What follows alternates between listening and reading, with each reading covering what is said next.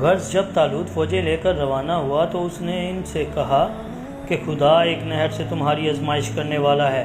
جو شخص اس میں سے پانی پی لے گا اس کی نسبت تصور کیا جائے گا کہ وہ میرا نہیں، اور جو نہ پیے گا وہ سمجھا جائے گا کہ میرا ہے۔ ہاں، اگر کوئی ہاتھ سے چلو بھر پانی پی لے تو خیر۔ جب وہ لوگ نہر پر پہنچے تو چند شخصوں کے سوا سب نے پانی پی لیا۔ پھر جب طالوت اور مومن لوگ جو اس کے ساتھ تھے نہر کے پار ہو گئے تو کہنے لگے کہ آج ہم میں سے جالوت اور اس کے لشکر سے مقابلہ کرنے کی طاقت نہیں۔